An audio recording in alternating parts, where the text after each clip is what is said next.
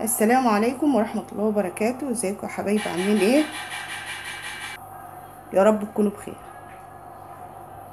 النهاردة جايه لكم غدا ان شاء الله يعجبكم، اقتصادي ومش هيكلفك كتير. صلوا على النبي كده يا حبايبي.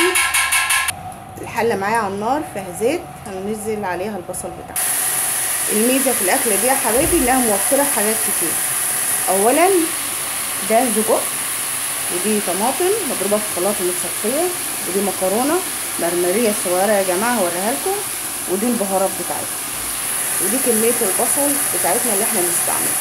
السجق عامه بيحب البصل الكتير، ده بصل على فلفل اخضر عادي يا جماعه مش حامي، مع 3 فصوص ثوم.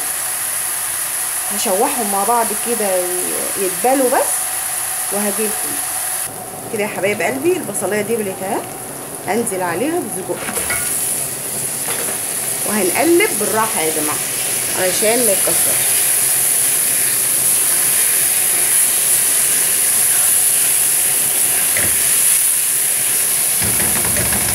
هنا مع السجق مش هحط لا ملح ولا اي بهارات نهائي، انا حاطه البصل والفلفل والثوم فقط لا غير مع الزيت، مش هحط بهارات نهائي. السجق يا جماعه واخد ملح وبهاراته وكل حاجه، مش محتاج منك اي حاجه. كفايه كده على السجق يا حبايبي، انا مش عايزاه يتهرى معايا، انا عايزاه في الروح. هشيله من الحله.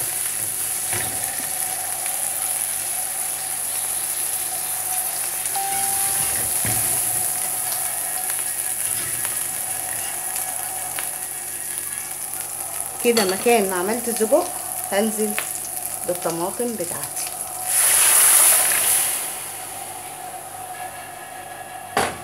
الطبخه دي زي ما قلت لكم حبايب قلبي موفره في كل حاجه، حتى طبخها كلها هيبقى في حله واحده، مش هيبقى في وعي ولا كده، يعني مفيش الا الحاجات اللي انا عملت فيها دي.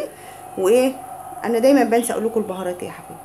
معايا بابريكا، ومعايا ملح، ومعايا معلقه سكر، ومعايا نص معلقه كمون، ومعايا ربع معلقه فلفل اسمر. كده هحطهم على الصلصه. انا عايزه الصلصه دي تسبك معايا مكان ما عملت السجق. الكارثه يا جماعه اللي كنت هعملها وربنا ستر، ان كنت هحط الصلصه على السجق، فالحمد لله ربنا ستر. اوعوا تحطوا الصلصه على السجق، عشان السجق لو اتحط عليه الصلصه هيتهرى معاكم. فنمشي مع بعض خطوه خطوه. انا عندي ظرف الصلصه معايا هنا يا حبايبي الصلصه هفرغه،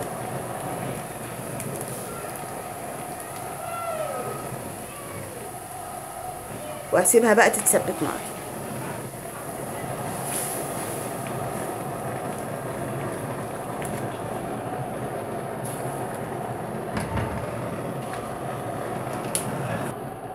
كده يا حبايبي بعد ما الصلصه اتسبكت حطيت معيار ميه، حطيت معيار الميه عشان اسلق المكرونه اللي معايا، اللي هي المرمريه يا جماعه، اللي هي الصغيره دي. هنستنى اما الميه تغلي، اللي هي الصلصه بالميه، وبعدين هنحط عليها المكرونه. حبايبي بدات تغلي الصلصه مع الميه. دلوقتي هحط المكرونه بتاعتي. بسم الله الرحمن الرحيم. انا هعمل كيسين يا جماعه.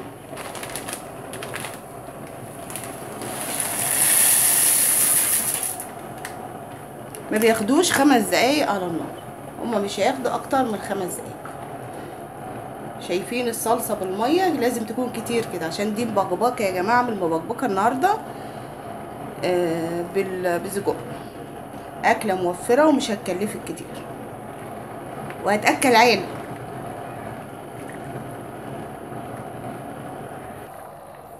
كده يا حبايبي ما شاء الله اهي كيسين المكرونه ما شاء الله ملوا الحل. ايه رايكم في المبكبكه بتاعتنا اهي واستوت؟ هنضيف لها دلوقتي السجق بتاعنا. بسم الله وهقلبه معاه. طبخنا طبخه العيله، لا وسخنا مواعين ولا عملنا حاجه. هي حله واحده خلاص، هتاخد غلوه واحده بس وهطفي. واحده بس، غلوه واحده بس. انا عايزه السجق يبقى زي ما هو كده يا جماعه، اللي ياخده يحس بطعم، مش عايزاه يتهرب. اهي هي بتفقم اهي بتغلي. قولوا لي ايه رايك. اهي يا جماعه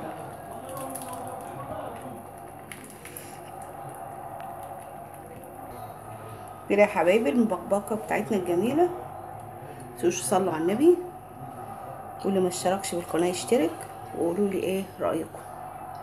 من كيسين مكرونه عملنا غدوه عظمه، ولا يقولوا لا ناشف ولا مش ناشف، وكله في حله واحده. طعمه جامد. يلا يا حبايبي، السلام عليكم ورحمه الله وبركاته.